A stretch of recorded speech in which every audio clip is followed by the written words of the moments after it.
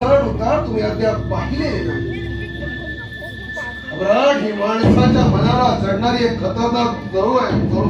ही जळू एकदा चिकटली की माणसाचं सगळं सामर्थ्य ती शोषून घेते.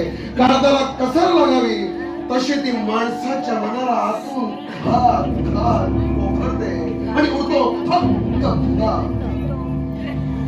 माणसाच्या मनाचा धुगा आणि या भुग्यात वळवळतात जीवाच्या भयाचे ओंगर ओढे इकडे. अविराज फौजा खराब झाल्या, कापून निघाल्या तरी ताज्या रक्ताचे जवान उभे करून इलाज करता येतो. पण त्याच फौजांच्या पाठीशी ज्यांनी पहाडासारख्या खंबीरपणानं उभं टाकणं जरूर त्यांच्याच मनात असा घबराटीनं भुगा झाला तर धन्वंतरी देखील कोणता इलाज नाही. पण महाराज, आपण एवढा मनस्ताप करावा असं काय घडलं नाही? विराज, रात्रीतून हे जी 2 वेळा खबर घेऊन आले की मोगल सैन्य अंबाघाटातून लागले हीच खबर ना, आणि महाराज आपला त्यावर विश्वास बसला नाही.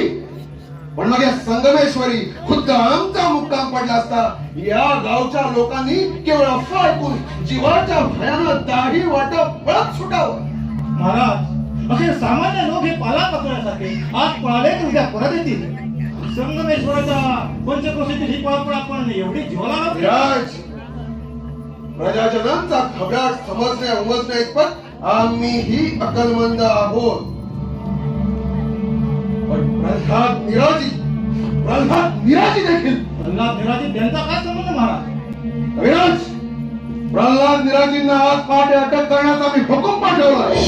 प्रल्हाद निराजींना अटक?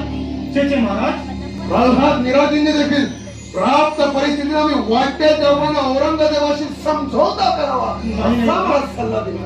नाही महाराज, हे आम्हाला खरं नाही वाटत. मग वाचा हा काळ आले त्याच्या खरीदा आणि कोणाच्या जीवाचा आटापिटा करून हा गदारोळ मांडलाय त्याची तुम्हाला पक्की जाण येईल. भय आणि भय. प्रल्हाद निराजी देखील अशा शब्दात सल्ला देतील अशी आमची अक्कल नव्हती महाराज. पण आता खात्री पटली ही सहकारी गळमळले म्हणून या मातीत घट्ट रोवलेलं आमचं पाऊल आता आम्हाला माघारी घेता येणार नाही.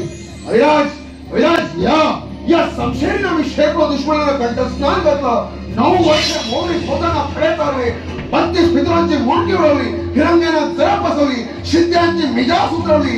ही तलवार केवळ जीवाच्या भयानं औरंगजेबाची पायाशी ठेवून आम्ही त्यांना मुजरा करावा असे म्हणतात. ते होणे नाही कविराज, ते होणे नाही. शांत व्हा महाराज, आपण शांत व्हा.